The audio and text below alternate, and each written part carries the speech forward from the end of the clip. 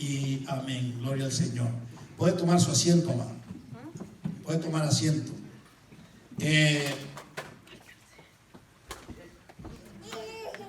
Quisiera que no perder el espíritu de la palabra del domingo pasado, porque es impresionante la vida y la salud de la iglesia provocada por cada uno de nosotros. Dijimos el domingo pasado, mientras usted abre su Biblia en el libro de los Hechos, capítulo número 6. Mientras usted abre su Biblia en el capítulo número 6, dijimos que la tremenda bendición que nosotros encontramos en la iglesia nuevo testamentaria del primer siglo, como un espejo, como un reflejo de lo que nosotros debemos buscar y de lo que debemos nosotros experimentar, es ver qué fue lo que ellos hicieron para nosotros hacerlo. Amén. Es entender cómo fue que ellos vivieron cuando la iglesia nace, para nosotros intentar vivir uno a uno, ¿verdad? Ahora, acuérdese que nosotros como pueblo, como cuerpo, como familia, ¿cuántos saben que lo que alguien haga a favor nos beneficia a todos? Y que cuando alguien hace algo que es negativo, a todos nos afecta. Principalmente hablando de las cosas espirituales. ¿Cuántos se han dado cuenta que la gente que no es cristiana, sus amigos, sus compañeros, sus familiares, pueden ser, como decía Marino, pecadores de 4 suelas? ¿Y cuántos saben que para ellos no hay ningún problema? Pero cuando nos conocen algunos de nosotros que cometemos un error, ¿qué es lo que hace la gente? Nosotros sí se nos echa de ver la manchilla, ¿no? Porque esto es una guerra. ¿Cuántos saben que esto es una guerra espiritual? Acuérdense, amados, que nuestra lucha no es contra sangre ni carne, sino contra potestades, contra principados, contra huestes espirituales de maldad. Y la iglesia tiene que entender. Amén. Pero paralelo a la dimensión espiritual, ¿cuántos saben de que nosotros somos personas imperfectas? Personas que venimos de un mundo marcado por un montón de cosas feas. Yo no sé usted quién era, pero ¿cuántos saben que nosotros tenemos una personalidad antes de conocer a Cristo y una nueva personalidad empieza a nacer después de que Cristo viene a nuestras vidas? Es más, uno de los textos que más mal se ha interpretado es 2 Corintios 5:17, cuando el apóstol dijo: de modo que si alguno está en Cristo, nueva criatura es, las cosas viejas pasaron y he aquí todas son hechas nuevas. Ahora, muchos han interpretado ese texto para decir: usted ahora es cristiano, ya usted es completamente nuevo. Pero ¿cuántos de los que hemos nacido en esto, cuántos saben de que ese proceso de ser nuevo va día a día con cada uno de nosotros? O sea, ¿cuántos saben de que hay un montón de cosas en la vida de cada uno de nosotros que no cambiaron de la noche a la mañana? Muchas sí, pero ¿cuántos saben que otras empezaron en un proceso en donde entra el conocimiento de la voluntad de Dios y mi disposición a querer ajustarme a la palabra del Señor? Amén. O sea, las dos cosas ocurren paralelas. Pero vayamos al asunto de la iglesia, que es el tema que nos ha encontrado. Dijimos de que la iglesia nuevo testamentaria del primer siglo, habían ciertas cosas y nos enfatizamos la vez pasada en el asunto de la unidad. Hablamos también de la oración, hablamos también de la comunión, hablamos también, ¿verdad?, de que eso produjo en la iglesia que la gente vivía de una manera como, primero, sencilla, y además que había mucha alegría.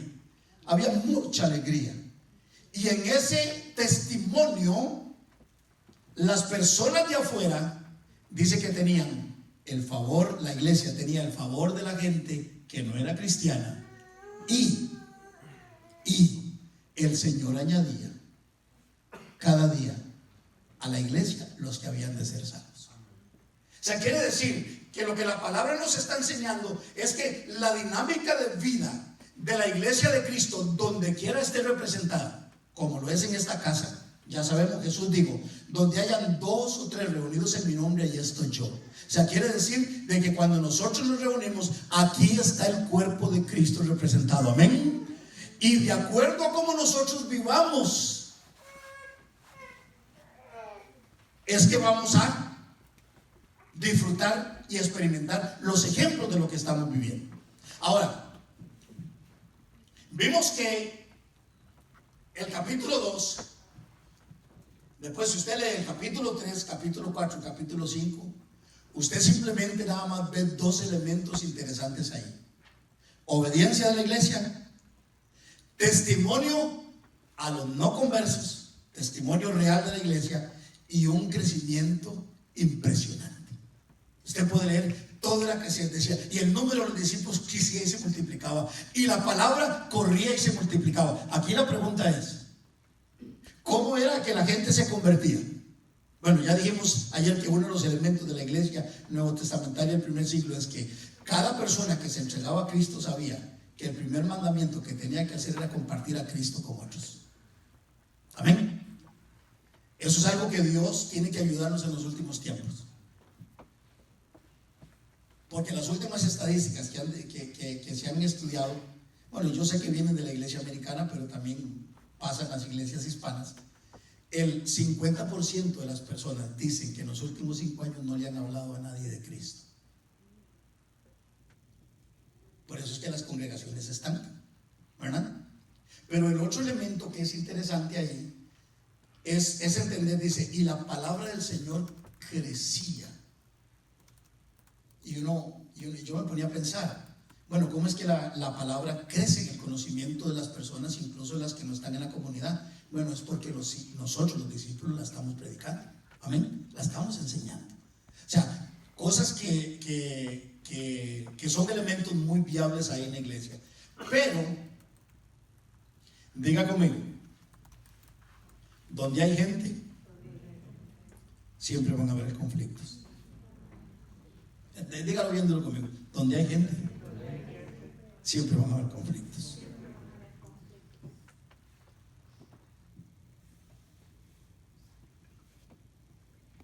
Hechos 6, ¿está conmigo? Hechos 6. Dice la Biblia: en aquellos días, como creciera el número de discípulos, hubo, ¿qué? Subraya esa palabra porque es muy interesante. Hubo murmuración de los griegos. ¿Contra quiénes? Contra los hebreos, de que las viudas de aquellos eran desatendidas en la distribución diaria. Entonces los 12 convocaron a la multitud de los discípulos y dijeron: no es justo que nosotros dejemos la palabra de Dios para servir a las mesas. Buscad pues entre hermanos, buscad pues, hermanos, entre vosotros 7 varones de buen testimonio, llenos del Espíritu Santo y de sabiduría, quienes encarguemos este trabajo, y nosotros persistiremos en la oración y en el ministerio de la palabra. Agradó la propuesta a toda la multitud y eligieron a Esteban, varón lleno de fe, del Espíritu Santo, de Felipe, de Prócoro, de Nicanor, de Timón, a Parmenas y a Nicolás, prosélito de Antioquía, los cuales presentaron entre los apóstoles, quienes orando les impusieron las manos.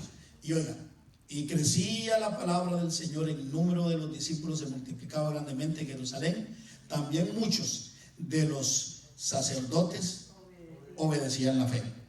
Primera de Corintios capítulo 1, por favor. ¿Quién fue la iglesia de Corinto? La iglesia de Corinto es una de las iglesias más especiales del Nuevo Testamento. Una iglesia donde el mover del Espíritu Santo era impresionante. Esa es la iglesia que el apóstol Pablo más tiempo le dedicó para hablarle acerca de los dones espirituales, porque eso era muy normal ahí. Sin embargo, curiosamente, vea lo que dice la Biblia. ¿Está conmigo? 1 Corintios 1:10. ¿Llegaron, amados? Dice la palabra del Señor: os ruego pues, hermanos, por el nombre de nuestro Señor Jesucristo, que habléis todos una misma cosa, y que no haya entre vosotros divisiones, sino que estéis perfectamente unidos en una misma mente y en un mismo parecer. Porque he sido informado acerca de vosotros, hermanos míos, por los de Cloé, que hay entre vosotros contiendas. Quiero decir que cada uno de vosotros dice: yo soy de Pablo, yo soy de Apolos, yo de Cefas y otros muy espirituales. Ah, no, yo soy solo de Cristo. Quise tomar esos dos pasajes para decir, si bien es cierto que la unidad es la fortaleza para mí, número uno, para que una iglesia no solamente prevalezca, sino que empuje el reino y que se hagan cosas extraordinarias e ilimitadas, también es cierto para mí, y yo me imagino que para usted, viéndolo en la Biblia, de que es lo primero que Satanás siempre quiere destruir en todo principio de Dios. ¿Por qué? Porque cuando un grupo está unido, en todas las dimensiones, como lo mencioné el domingo pasado, uno como persona, estando bien ubicado, bien seguro de lo que es, bien seguro de lo que cree y lo que tiene que hacer, ¿cuántos saben que nosotros no tenemos límite para alcanzar lo que queremos?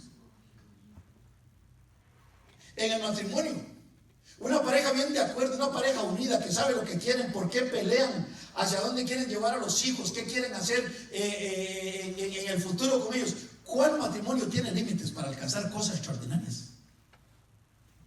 Si lo hablamos a nivel de familia, cuando hay padres bien ubicados y hijos bien ubicados, ¿qué no puede hacer una familia, verdad? En función de alcances y de logros y todo lo demás. ¿Por qué? Porque la unidad es una fortaleza impresionante. La iglesia, veamos la iglesia tanto en los ejemplos del Antiguo Testamento como el Nuevo Testamento. Cuando la iglesia ha estado unida, ¿quién la ha detenido? ¿Quién la ha detenido? No la detiene nada, es un poder tremendo que hay. Sin embargo, también tenemos que entender a la luz de la palabra del Señor de que Satanás siempre ha querido tratar de dividir al pueblo de Dios. Porque cuando Satanás divide al pueblo de Dios, todo se destruye. ¿Por qué? Porque yo soy de las personas que creo, espero que usted también, de que la unidad es una de las atmósferas del Espíritu Santo para que Él nos use y hagan cosas extraordinarias. Amén. No se les olvide esto por si acaso se me olvide. Acuérdese que en todo ministerio y en toda congregación, y hablando nosotros la podemos aplicar a la familia y al matrimonio, ya nosotros no somos ni cualquier matrimonio, no somos ni cualquier familia, ni somos cualquier grupo. Hoy, ¿cuántos saben de que todo, familia, matrimonio, hijos, iglesia, cuántos saben de que nosotros debemos ser regidos por los principios de la palabra del Señor? Y si lo seguimos, comenzando desde la casa y terminando aquí, ¿cuántos sabemos de que seremos siempre seremos un grupo extraordinario de personas, ¿verdad? Que tal vez no somos reconocidos por el mundo, pero que si nosotros sabemos quiénes somos, Dios sabe también quiénes somos aquí en la tierra. Entonces, cuando usted y yo analizamos un ministerio como este, ¿cuántos saben de que todo lo que esta iglesia hace, todos los programas que la iglesia realiza están dirigidos y ejecutados por personas? ¿Cuántos saben que los programas como si no funcionan si no hay alguien que los ejecute? Ahí están esos instrumentos. Los ha oído sonar como, qué lindos que suenan, ¿no? Pero dígale un instrumento de esos que suene sin que alguien lo toque.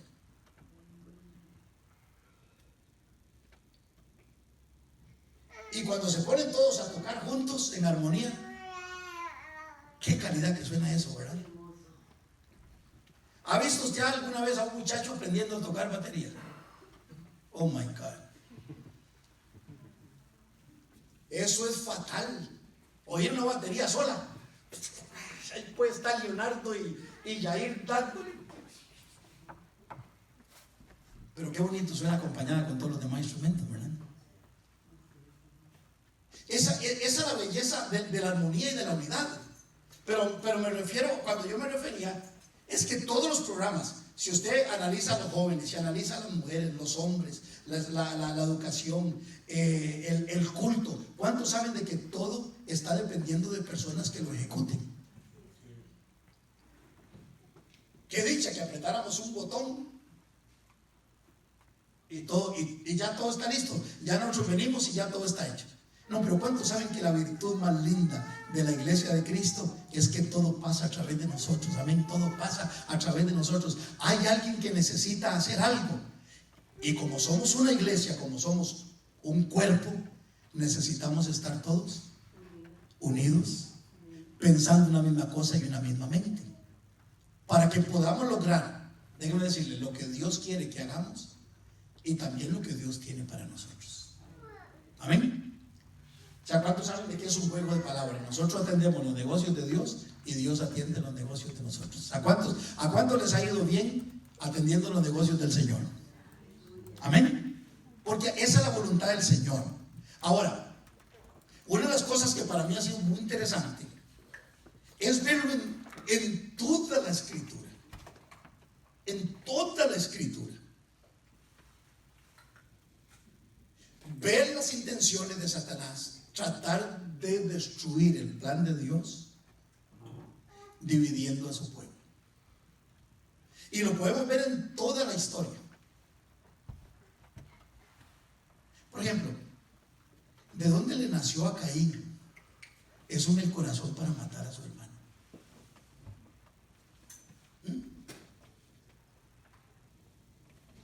Los dos venían nacidos de Adán y Eva. Bueno, alguien podrá decir, pastor, es que cuando Adán ya la maldad vino. Sí, está bien, yo puedo entender eso. Pero ¿cuántos saben que tanto Caín como Abel tuvieron la misma oportunidad de ser buenas personas, de tomar buenas decisiones?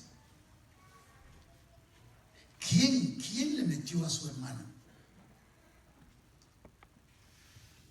¿Qué hizo Abel para que su hermano lo matara? ¿Cuántos se acuerdan? ¿Qué fue lo que hizo Abel? A ver, ¿quién se acuerda? Dio la mejor ofrenda. Agradar a Dios. Agradar a Dios. ¿Quiere usted darse cuenta la obra del enemigo? Levantarse. Intentemos agradar a Dios. Cuando usted y yo intentamos agradar a Dios, siempre habrá algo que Satanás intentará detenernos y impedir eso. Cuando Israel sale de Egipto, ¿cuántos saben de que Israel sale de Egipto con gozo y alegría? Una victoria impresionante. Vieron no solamente habían visto un montón de milagros en Egipto, todos los milagros los disfrutaron ellos de una manera extraordinaria. ¿Cuántos saben de que Egipto recibía las plagas y en Goshen, donde estaba el pueblo de Israel, ahí no caía nada? Incluso el último de cuando vino la oscuridad, ¿cuántos saben que dice la Biblia que Egipto estaba cubierto de tinieblas, pero en Goshen había luz? Cuando pasó el destructor, ahí está el ejemplo de la tipología de Jesús, ¿verdad? Ahí está, marquen la sangre. Dice que el destructor pasó por todo Egipto y por los hogares donde estaba la marca de la sangre no hubo muerte. Se enfrentan a la amenaza de Faraón porque los iba a matar y el gran mar ahí. Sin embargo, Dios hace aquí el milagro. ¿Usted se imagina qué chulada, hermano? Saber usted estar esa amenaza y ver que Dios abre el mar y pasar uno en seco con una pared de agua ahí y otra pared de agua allá, y pasar y ver la gloria del Señor. Pero unos meses más adelantito, Moisés sube al monte Oreb para encontrarse con Dios, porque Dios quería darle los mandamientos. ¿Y qué fue lo que pasó abajo? A ver, ¿qué fue lo que pasó abajo? Y yo pregunto, ¿y quién contaminó el pueblo? Los líderes. Vea si fue tal la contaminación que hasta Aarón contaminara. Y mientras Moisés estaba arriba hablando con Dios y recibiendo las tablas, ¿qué estaba el pueblo abajo? Dando el oro y dando plata para que se hicieran un Dios que los llevara. Yo pregunto, ¿quién movilizó a este montón de personas para empezar a murmurar y para empezar a tratar de obstaculizar los planes de Dios? Pregunto, ¿sería cierto de que Dios quería que ellos llegaran a la tierra prometida? Claro, fue un mandamiento de Dios, fue un plan de Dios, no fue de ellos. Amén, amados. ¿Cuántos saben de que Dios tiene lo mejor para nosotros? ¿Cuántos saben de que Dios quiere lo mejor para nuestro matrimonio, nuestra familia? ¿Cuántos saben de que las promesas de Dios es pensando en lo mejor para nosotros? ¿Y cuántos saben que Dios todo lo que tiene para sus hijos es bueno? Pero qué interesante que se metieron algunas personas, contaminaron al pueblo y que se acuerdan las palabras del Señor. Usted lo puede leer ahí en el libro de Éxodo. Dice que le dijo el Señor a Moisés: a ver, desciende, porque lo que está pasando allá abajo no es bueno. ¿Y qué fue cuando Moisés venía bajando del monte? ¿Qué fue lo que vio desde arriba? Desde que ahí tenían el ídolo de oro que habían hecho y haciendo una fiesta y una celebración. Pregunto, ¿tenían bases históricas los israelitas como para hacer un ídolo? ¿Sí o no? Sí, claro. Venían saliendo de un mundo de 400 años de esclavitud. ¿Qué era lo que habían visto en Egipto? Puros ídolos, puros ídolos, puros ídolos. Pero ¿cuál es el ejemplo de nosotros? Que ellos habían conocido al Dios vivo y verdadero. Amén. Ese es el gran problema. Cuando nosotros hacemos cosas que, aunque estemos acostumbrados, tenemos que saber que como hijos de Dios ya no las podemos hacer. Amén. Y podemos seguir hablando. Cuando Moisés llegó, el líder que Dios había levantado, ¿qué fue lo que pasó? Según la narración de Números capítulo número 12. Otra vez, ¿qué fue lo que pasó? Aarón y María, ¿qué fue lo que hicieron? Empezaron a ¿qué? La misma palabra del libro de los Hechos. Ahorita regreso, tengo unos minutos para irme para allá y ahorita regresar. La misma palabra. Pero después de eso, sigue leyendo usted la palabra del Señor. Y después se levantaron unos líderes que contaminaron. Ahí está la historia, en el capítulo número 16 del libro de Números. Se levantó Coré con 3 principales más y contaminaron ¿a cuántos? A 250 príncipes del pueblo de Israel. ¿Y qué hicieron? Dividieron a todo el pueblo, incluyendo que querían matar a Aarón y a Moisés. Yo pregunto, ¿quién estaba detrás de todo eso, hermano? O sea, usted y yo hoy tenemos la interpretación del Nuevo Testamento. Es la guerra espiritual. Pregunto, si Dios sacó a Israel para que fueran a disfrutar la tierra prometida, que la alcanzaran y que disfrutaran la tierra buena donde fluía la leche y la miel, ¿usted cree que Dios iba a provocar eso que estaba pasando para...? No era Dios. Y si no era Dios, entonces tenemos que entender de que era alguien más. Amén. Bueno, y ustedes y yo sabemos la tragedia de ese día. Todas las familias, culpables o inocentes, se fueron con los que fueron usados para esa gran división. Y fue una cosa terrible. O sea, la Biblia que la tierra abrió su boca y una cosa tremenda. Note esto, hermano. ¿Cuántos saben de que el Dios de la Biblia nos ha dejado experiencias a nosotros marcadas? ¿Cuántos saben que en función de proteger a su pueblo, Dios en el Antiguo Testamento tuvo procedimientos muy interesantes? En el Antiguo Testamento, ¿cuál era la solución que Dios presentaba ante los problemas? ¿Qué pasaba si un hombre era encontrado en adulterio? O una mujer, cualquiera de los dos. ¿Cuál era la ley? Sáquenlo fuera de la ciudad y todos a apedrearlo. Así dice el Señor, así dice la Biblia. Así quitarás el pecado en medio de tu pueblo. Era muy... Bueno, Dios sabe por qué lo hizo así. Gracias a Dios que hoy no es así. Amén. Gracias a Dios que hoy no es así. Pero ¿cuántos saben que Dios sigue estando en contra del pecado? Igual. Solo que ya no es como aquel, ¿verdad? Como dije yo, en una oportunidad, Jesús una vez dijo: si tu ojo es ocasión de caer, ¿qué dijo el Señor? Sácate el ojo. No vaya a ser, es mejor que entres tuerto al cielo que con los 2 ojos te pierdan en el infierno. Y si tu mano, si es ocasión de caer, móchatela, córtatela. Es mejor entrar manco que con las 12, ¿verdad? Y si un pie. Ahora, eso es una interpretación de la Biblia, eso es un hebraísmo. O sea, es una exageración sobre una verdad. ¿Cuál es la verdad? Cuídate, cuídate, cuídate, cuídate. Porque si el asunto fuera aplicable para hoy, qué montón de mancos, cojos y tuertos habríamos en las iglesias, ¿no? Pero no es literal como hay que interpretarlo. Eso se llama un hebraísmo, es una exageración de una verdad para que la entendamos, amén. Y Jesús está hablando en serio, ¿verdad? Para Él es muy importante que nosotros hagamos todo lo que podamos para poder llegar al final juntos, amén. Es una bendición el asunto de la enseñanza, amén. Ahora, bueno, no sé hasta dónde voy a llegar, pero ahí sí usted se da cuenta, hermano. Hablemos de un caso personal, el caso de Sansón.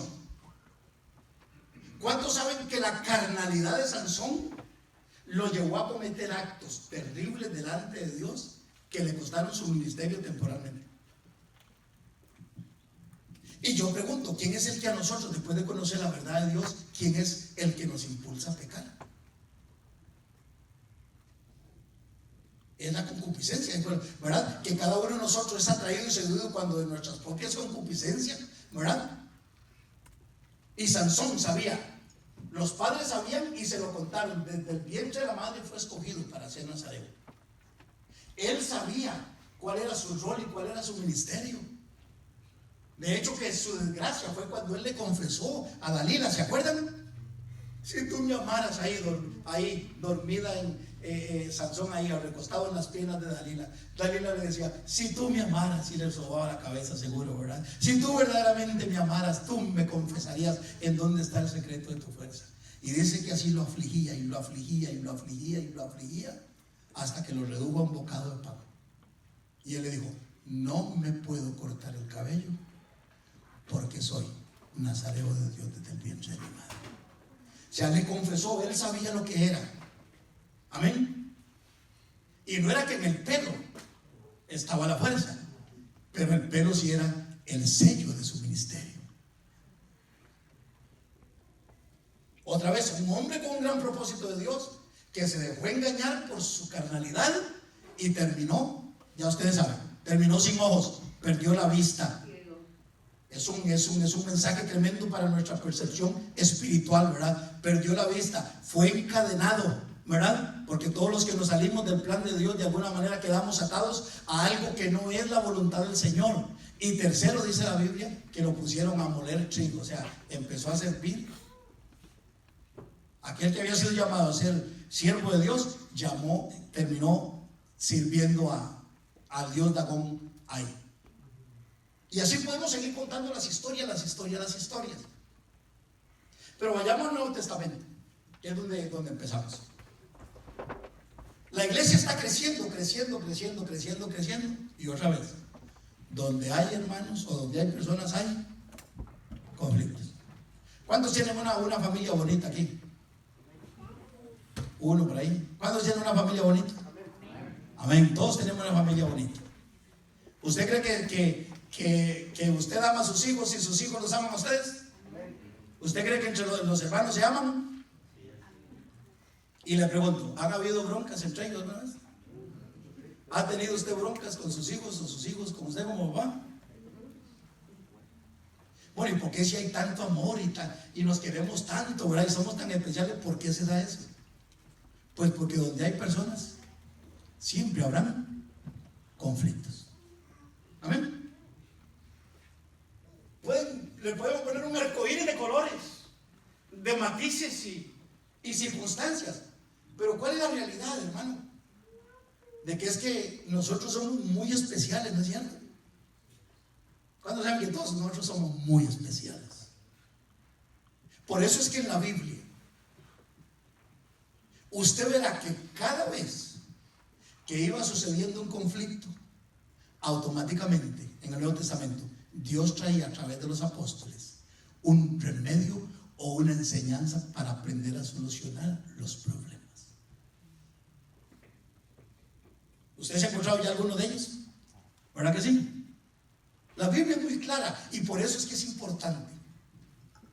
Empecemos para ir adelantando. ¿Cuál es el primer antídoto cuando surgen los conflictos en una comunidad cristiana? ¿Cuál es el primer antídoto que nos enseñó el Señor Jesús para poder nosotros poder lidiar con nuestros conflictos? El mandamiento del amor. Amén. Ahora, note algo interesante. Cuando nosotros hablamos del amor, el amor no solamente nos ayuda al hermano Ignacio y a mí a vivir una vida cristiana a todo dar, sino que la acción de Ignacio para conmigo y la acción mía para con Ignacio, eso es un gran testimonio para los que están afuera. Abra su Biblia en Juan capítulo número 13, por favor. Juan capítulo número 13. Pero sonría que Cristo le ama, hermano. Amén. Sonría que Cristo le ama. Yo sé que cuando la palabra se da más en enseñanza, tiende a ser un poco diferente la dinámica. ¿Está conmigo? Juan capítulo número 13, verso 34. ¿Está conmigo? Dice el Señor Jesús: un mandamiento nuevo os doy. Déjenme quedar aquí. Pregunto, ¿no encontramos suficientes elementos en la palabra del Señor para nosotros entender de que el pueblo de Dios debe amarse? Sin embargo, en el Antiguo Testamento, ¿cómo era la jugada del procedimiento en las relaciones del pueblo de Israel? Pues note, todo el Antiguo Testamento se escribió en función del pueblo de Israel, no de los pueblos paganos. Era la palabra para el pueblo de Dios en el Antiguo Testamento. ¿Y cómo era el asunto en el Antiguo Testamento? Ojo por ojo, ojo por ojo y diente por diente. ¿Está de acuerdo conmigo? Es más, Jesús se refirió a eso, ¿no es cierto? Entonces quiere decir de que si Nacho me hacía a mí algo, yo tenía el derecho, por la voluntad de Dios, de hacerle a Nacho exactamente lo mismo. Por eso que Jesús dice: un mandamiento nuevo. Porque a pesar de que en el Antiguo Testamento hay leyes sobre la justicia social, hay leyes sobre esto, que Dios nos las ha enseñado, el concepto del amor es Jesús quien lo viene a enseñar. Y nos lo da a nosotros como ¿qué? Como un mandamiento nuevo. Ahora, si usted y yo analizamos el concepto del amor, ¿cuántos saben de que nosotros tendemos a confundir el amor filial con el amor ágape? Usted sabe que nosotros vivimos en 3 dimensiones de amor. Está el amor eros, o el amor erótico que se da entre el hombre y la mujer, ¿verdad? Por eso se llama amor eros, erótico, ¿verdad? O sea, que se supone que ese amor va a llevar a la pareja a casarse y a entrar a una dimensión de, ¿verdad?, producir familia, hijos, porque es una unidad tremenda, ¿verdad? Por eso es que eso seguirá siendo un misterio para mí, donde hay lugares, ¿verdad?, donde hay tanta pobreza y todo lo demás, y aún así las personas siguen casando y teniendo chiquitos. Porque a pesar de que ellos saben de que sus hijos van a pasar unas necesidades tremendas, no pasa nada. El amor lo produce. Aleluya. Pero después está lo que llamamos el amor filial, ¿verdad?, que es el amor de amistad. ¿Cuántos tienen personas que ustedes aman y aprecian? Y normalmente, ¿quiénes son esas personas? Son las personas que aparentemente me aman y me aprecian a mí. Les gusta más o menos lo mismo, comen más o menos lo mismo, ¿verdad? Les gusta más o menos lo mismo. O sea, es más o menos un estilo de vida parecido. ¿Sí conecta esa verdad? Ese es el amor filial, ¿verdad? De hecho, para ejemplo, un botón. Somos un cuerpo de Cristo aquí, pero ¿cuántos saben de que todos los que estamos aquí tenemos más relación con unos que con otros? No es que nos malqueremos, ni que nos rechazamos, pero ¿cuántos saben de que hay personas que por una razón u otra uno tiene más relación dentro de la iglesia? ¿Está de acuerdo conmigo? Eso es lo que se llama el amor filial. Sin embargo, el amor filial tiene un detalle que Jesús lo apeló muy bien. Jesús, cuando nos mandó a amar al prójimo, ¿Se acuerda lo que nos dijo? Él dijo, amad a vuestros enemigos. Oh my God, ya entramos en otra dimensión. Y dice, porque qué chiste tiene de que yo hable a Leonardo, que es pura vida conmigo. Se lleva bien conmigo, jugamos soccer juntos, ¿verdad? Tocamos en la misma. O sea, ¿qué mérito tengo yo de amar a Leonardo si yo sé que él me ama a mí? ¿Verdad que ninguno? Nacho, disculpa que lo pongo otra vez de ejemplo, pero yo sé que Nacho, entonces cuando yo lo amo a él a pesar de, entonces ahí es donde estoy poniendo en función, ama a tu prójimo como a ti mismo. Por eso es que la Biblia dice aquí, un nuevo mandamiento os doy. ¿Y cuál es el mandamiento? Que os améis, oiga, los unos a los otros. ¿Cómo qué? Como yo los he amado. Pregunta, ¿cuántos han conocido el amor de Dios a través de Jesús? Pero hermano, díganlo con alegría. Es que así como que ¿cuántos han experimentado el amor de Dios a través de Jesús? ¿Cómo nos ha tratado Dios? Aquí es donde está el asunto. Si Jesús nos mandó a amar como Él nos amó, entonces quiere decir de que tenemos que partir de la experiencia de qué fue lo que hizo Dios a través de su Hijo para yo sentirme amado. Y entonces aquí tenemos nosotros forzosamente que revisar nuestra vida para entender cómo fue que Dios nos amó. Y aquí cada uno de nosotros tenemos una historia personal. Cada uno de nosotros sabe de dónde lo fue a buscar el Señor y qué hizo Dios para amarnos. Amén. Ahora sí la pregunta, ¿qué hizo Dios por usted y por mí? Aquí es donde está la llave. ¿Cómo fue que Jesús mostró su amor para con nosotros? El primer acto lógicamente es del Padre. Dice la Biblia, de tal manera amó Dios al mundo. De tal manera cuando usted y yo estábamos perdidos, Dios nos amó de tal manera que envió a su Hijo. Pero de igual manera Jesús nos amó obedeciendo al Padre por amor a nosotros y a la misma vez muriendo en la cruz por nosotros. Amén. Ahora note que esos son los actos de Dios para nuestra redención. Pero ahora vayamos a la experiencia del arrepentimiento. ¿De qué pecados nos perdonó Dios? ¿Usted se acuerda? Oh, yo sí me acuerdo. Yo sí me acuerdo de los pecados tan feos que yo cometí antes de conocer a Jesús. Por eso, jóvenes que están aquí, denle gracias a Dios y guárdense para el Señor y aprovechen esta bendición que Dios les ha dado de haber nacido en un hogar cristiano para no contaminarse, porque no hay cosa más terrible que uno hundirse en el pecado como nos hundimos muchos de los que estamos aquí. Y aunque eso uno no lo planea, ¿verdad? Eso va saliendo de acuerdo al mundo en el que uno se va desarrollando. Pero le hago la pregunta, ¿cuántos están contentos de que Dios lo haya amado a usted y me haya amado a mí para perdonarnos todos nuestros pecados? Eso es algo maravilloso, ¿no es cierto? ¿Cuántos están de acuerdo de que usted y yo habíamos hecho cosas de que no merecían el perdón de un montón de personas? Yo me convertí a los 20 años. Y a los 20 años yo había hecho cosas que a mi juicio no merecía que Dios me las perdonara. Sin embargo, ¿saben qué es lo lindo? A Dios no le importó lo que yo pensaba de mi pecado. La sangre de Jesús fue suficiente para perdonarme y para limpiarme. Amén. Por eso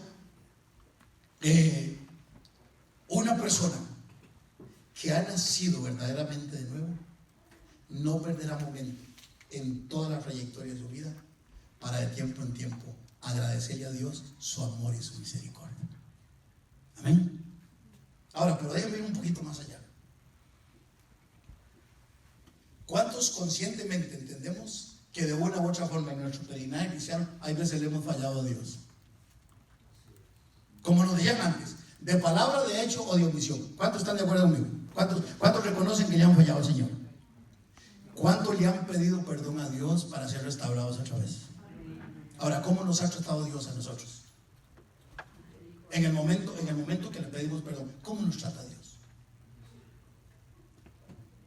Entonces ahora podemos entender el mandamiento del Señor. Un mandamiento nuevo doy, que os améis los unos a los otros como yo os he amado, que también os améis unos a otros. Ahora, ¿a quién le estaba escribiendo Jesús en ese momento? ¿A quién le estaba hablando? En el momento histórico del pasaje. Estaban en la última cena. Estaban en el último día que Jesús iba a pasar con ellos. Y les dijo: ustedes tienen que amarse como yo los he amado. ¿Se da cuenta por qué? Cuando hay veces en nosotros nuestro corazón se afecta, ¿por qué podemos hacer cosas que están en contra de la palabra del Señor? Y otra vez, ¿cuántos saben de que esto es una guerra espiritual?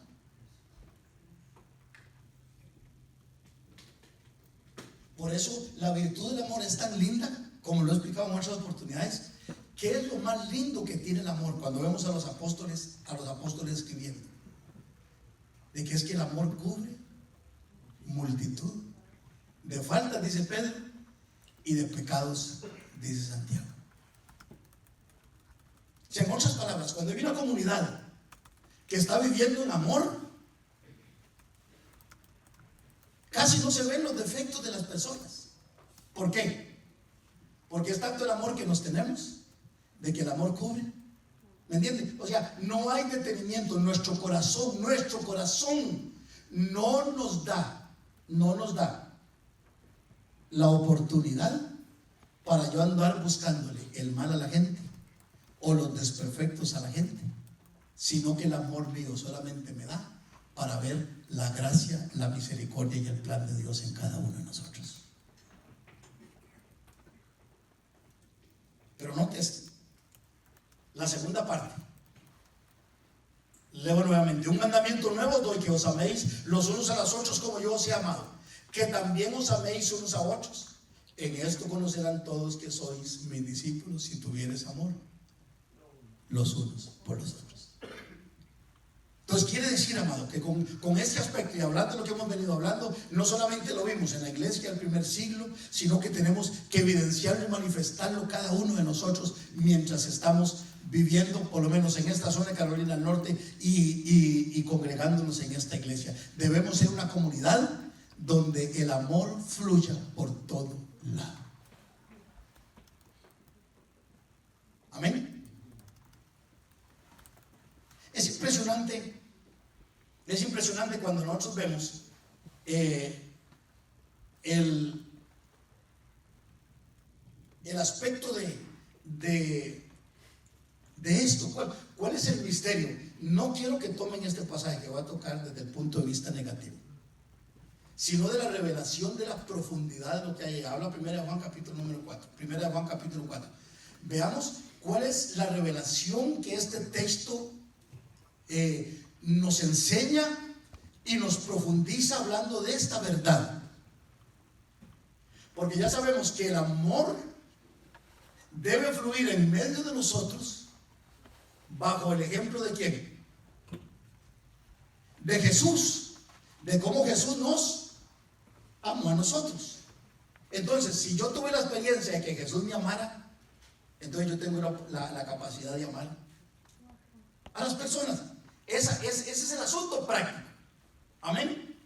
Está conmigo en 1 Juan capítulo número 4. Note la revelación que tenemos que entender acerca de las relaciones y del amor los unos con los otros. ¿Está conmigo, amado? Dice Juan, y usted puede leer toda la carta de Juan y vaya a ver y subraye todos los versículos donde habla la Biblia sobre el amor. Dice Juan: si alguno dice yo amo a Dios y aborrece a su hermano, ¿es qué? 4:20. No les dije 4:20. Primera de Juan 4:20. ¿Estamos? Dice, si alguno dice yo amo a Dios y aborrece a su hermano, ¿es qué? Y aquí es donde viene la profundidad de lo que Juan nos quiere decir. Pues el que no ama a su hermano, a quien ha visto, ¿cómo puede amar a Dios a quien no ha visto? Entonces, ¿dónde está la revelación profunda de este texto?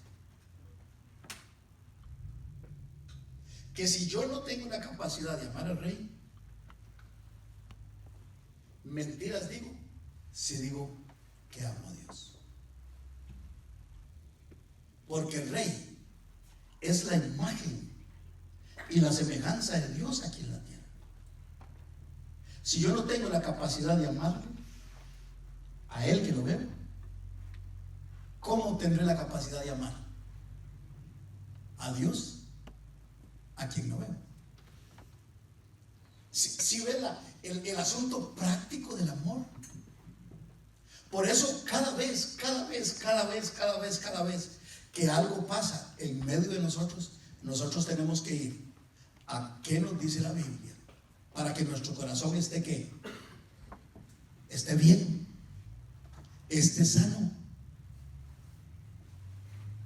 Le hago la pregunta: ¿usted ha estado una vez afectado del corazón, amado? A ver, físicamente, ¿qué le pasa a una persona que está afectada del corazón? Físicamente hablando. ¿Verdad que no puede operar ni hacer un montón de cosas? Y espiritualmente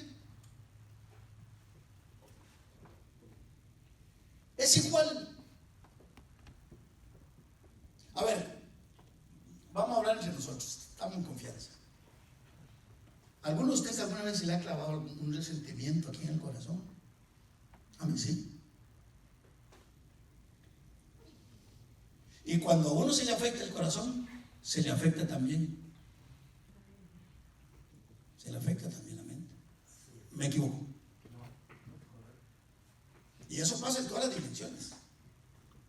Porque hay personas que vienen a un altar a prometerse amor eterno y unos años después se están divorciando. ¿Qué fue lo que pasó? No cultivaron el amor y empezó a nacer ¿qué? El odio, esto, lo otro, y aquellos que se prometieron amor en un altar y pidieron la bendición del Señor, hoy están divorciándose. ¿Por qué? Porque sus corazones ya no están llenos de amor, están llenos de odio, están llenos de destrucción. Y por eso, ¿verdad? ¿Cuántos padres no han destruido a sus hijos por la manera en cómo los tratan y todo lo demás? ¿Cuántos hijos hoy no quieren a sus padres por la... ¿Sí me entienden? O sea, porque si hacen cosas que afectan el corazón, y un corazón afectado afecta. Vean lo que está pasando en esta sociedad, amados. No es posible hoy uno leer las noticias de que un hijo de 16 años mató a sus papás. Algo terrible tuvo que haber pasado en las relaciones en esa familia. Vean las personas que están matando ahora por odio. Vea el engaño que tienen estas personas del Medio Oriente, que no tienen reparo para entrar en un lugar como este y explotarse ellos y matarnos a todos nosotros, pensando que están agradando a Dios. Algo no está bien, y es por los odios y todo que siembra en el corazón. Pero Dios, que nos mandó a nosotros, que en nuestro corazón reine el amor. Amén. Reine el amor y que actuemos igual unos con otros. Amado hermano, ¿cuántos saben de que hay un proverbio que decimos en medio de nosotros los cristianos que yo quisiera que un día lleguemos a eliminar? Todo el mundo sigue diciendo y será diciendo que solamente en el ejército de Cristo nos matamos unos con otros. ¿Eso se sabe cuándo? Cuando dejamos el amor de Dios de lado. ¿Cuántos saben de que usted y yo nos podemos equivocar? ¿Cuántos aceptan que nos podemos equivocar? Pero ¿cuántos saben de que yo no puedo aceptar de que usted es mi enemigo, ni usted puede aceptar de que yo soy su enemigo?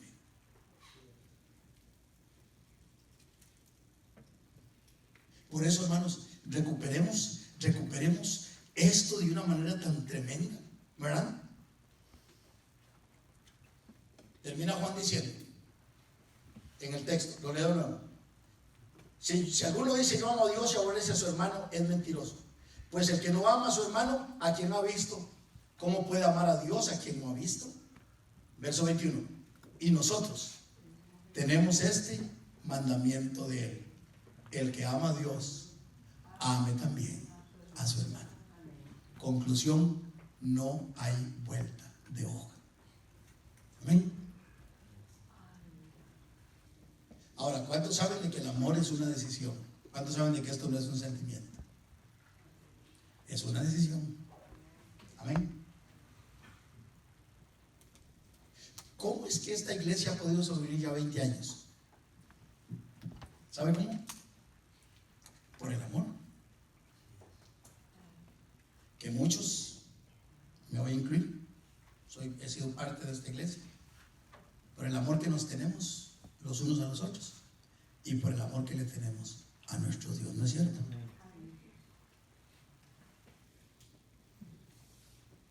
Por eso hay que seguir de la misma manera y hay que seguir provocando esto. Amén. Porque cuando saben de que estas son las atmósferas del Espíritu Santo, o cuando hay un pueblo que está dispuesto a trabajar junto, cuando hay un pueblo que está dispuesto, a pesar de amarnos, ayudarnos, esto es algo que no puede detener la presencia de Dios. Amén. No puede detener la presencia de Dios. Déjenme nada más así, me quedan unos minutos. El 1 Tesalonicenses capítulo 5, y aquí paro. Paralelo al asunto del amor, voy a hablar de los asuntos positivos, ¿verdad? Y no sé hasta dónde voy a llegar, pero note qué lindo lo que dice 1 Tesalonicenses 5:11. Aquí hay dos textos, o dos verbos, o dos sustantivos, o adjetivos, como usted los quiera ver, que nos indican algo interesante. ¿Está conmigo? 1 Tesalonicenses 5:11. Dice el apóstol, bueno, no solamente ya dijimos Dios nos manda a amarnos, sino que en este texto encontramos que debemos animarnos y edificarnos los unos a los otros. Amén. Dice 1 Tesalonicenses 5:11, por lo cual animaos unos a otros y edificaos unos a otros, así como lo hacéis. O sea que Pablo estaba viendo en los hermanos de Tesalónica, de que en medio de los conflictos, en medio de las luchas, en medio de las pruebas, había un común denominador entre los hermanos, que los hermanos se animaban y los hermanos se edificaban. Amén. Ahora, lo más interesante, y usted puede leer el otro texto, ¿verdad? Y otra vez, ahí está el contexto del amor, pero sobre todo el asunto de la palabra. Dice el apóstol ahí en el mismo contexto, la palabra de Dios mora abundantemente en vosotros, ¿verdad?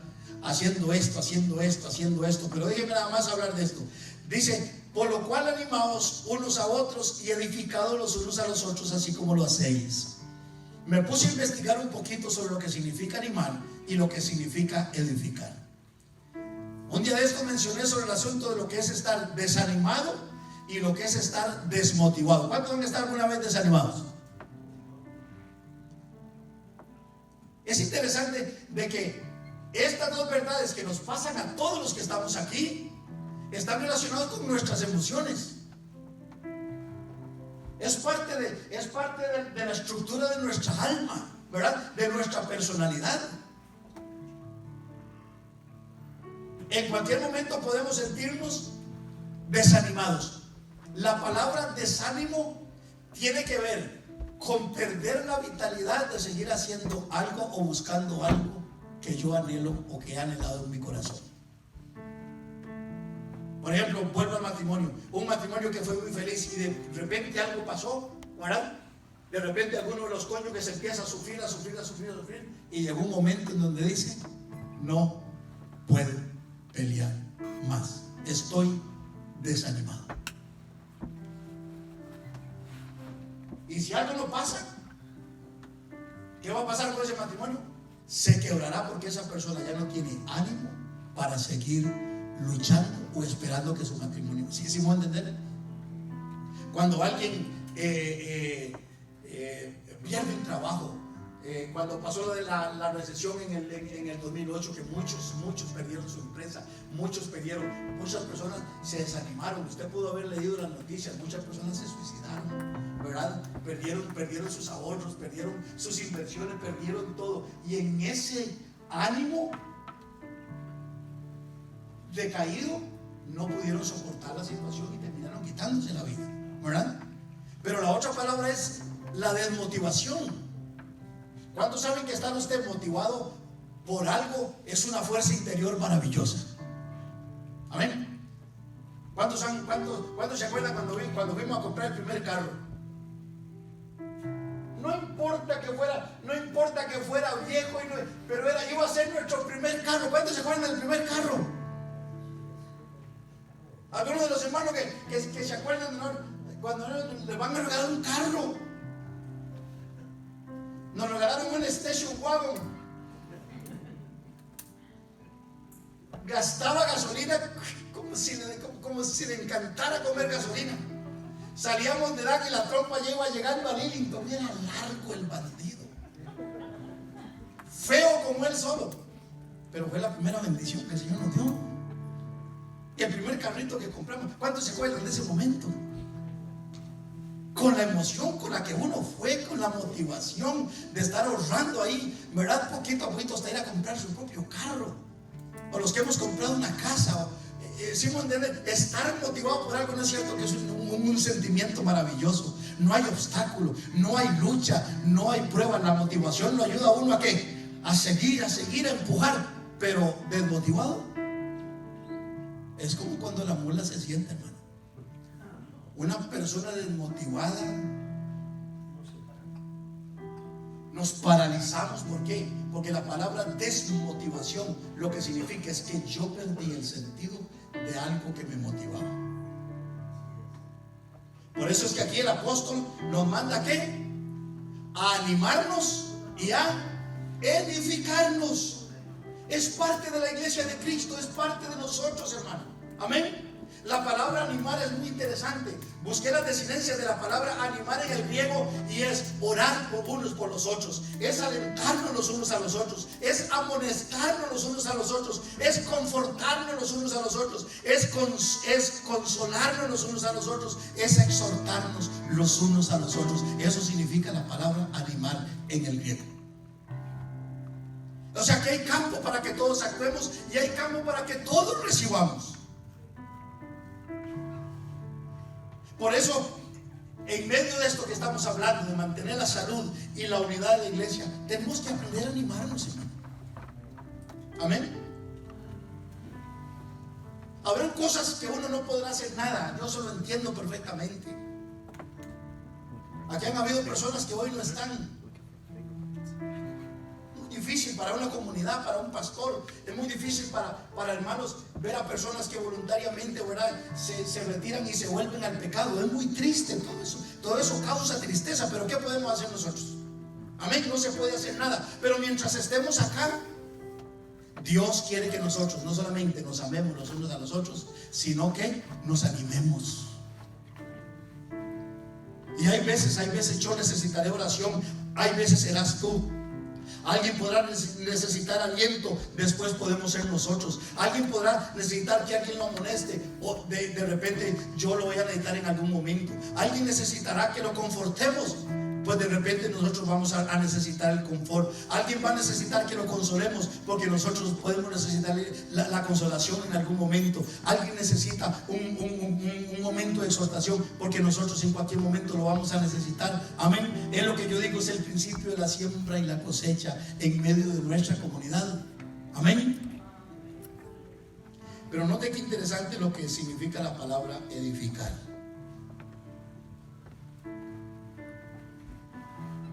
Me llamó poderosamente la atención porque la primera explicación que da el griego de esta palabra es la persona que tiene la mentalidad de ser el constructor de la casa. Entonces yo me puse a pensar, ¿cuántos saben que muchos de los que estamos aquí no tenemos habilidad para la construcción? Yo cuando agarro un martillo y un clavo, lo primero que hago es que quito la mano porque no quiero bajarme un dedo. Estuve con Diego ahí y con su hermano y los vi midiendo unas casas ahí que le iban a hacer el roof. Y yo digo, no, yo si me monto ahí yo andaría como el gato de 4 patas. Yo no podría caminar en un techo por muchas razones, pero posiblemente por el susto. Pero estos andan ahí como que si yo estuviera en la tierra. Son habilidades, ¿sí me van a entender? Pero cuando yo leí esto, ser el constructor de la casa, si nosotros cada uno tuviéramos en mente de que estamos aquí y que yo puedo edificar a alguien y que no solamente la gente vive en función de mí, eso va a ser maravilloso. ¿Cuántos saben de que lo hemos venido hablando? ¿Cuántos saben que como miembros de esta casa y esta familia somos miembros los unos con los otros? Tú puedes hacer algo por mí en cualquier momento. Yo puedo hacerlo por ti en cualquier momento. Los que están de este lado lo pueden hacer con los de este lado. Somos un cuerpo, somos una familia. Y cuando tenemos esa mente, entonces podemos usar, porque la desinencia en el griego es que con ese asunto para edificarnos es que nos confirmamos los unos a los otros de lo que somos. Nos podemos restaurar, nos podemos estimular y nos debemos fortalecer. Esas son las desinencias que da el griego con respecto de edificarnos los unos a los otros. Así que cuando usted vea a alguna persona que está medio dudando, que no sabe qué hacer, que le falló al Señor y no sabe si Dios lo va a perdonar, usted afírmelo con la palabra del Señor y dígale, si usted se arrepiente, Dios lo va a perdonar, pero vamos, hay que seguir adelante. Amén. Que si alguien cae y vuelve a la casa, ¿qué es lo que debemos hacer? Hay que ayudarlo. Y ahí está el ejemplo del hijo pródigo. Amén. ¿Cuántos saben de que cualquier hijo de Dios que se aparta, Dios todos los días estará de la casa que salió esperándolo hasta el día que regrese, para abrazarlo, para besarlo y para que hagamos fiesta con él? Amén. Porque el que se había perdido regresó. Tenemos que restaurar, que volver a ese espíritu en medio de nosotros. Estimular a seguir adelante, estimular con el ánimo, estimular con todas las cosas para que los hermanos podamos hacer juntos lo que Dios quiere que hagamos. Y lo último, fortalecernos los unos a los otros. Hermano, cuando Dios le ponga a orar por alguien, hágalo. Cuando Dios le indique específicamente hablar o ver por alguien, ve y llámalo. Ve y visítalo. Porque es el Espíritu Santo provocando en nosotros cosas para que la iglesia sea edificada y sea saludable. Amén. Vámonos en pie y oramos.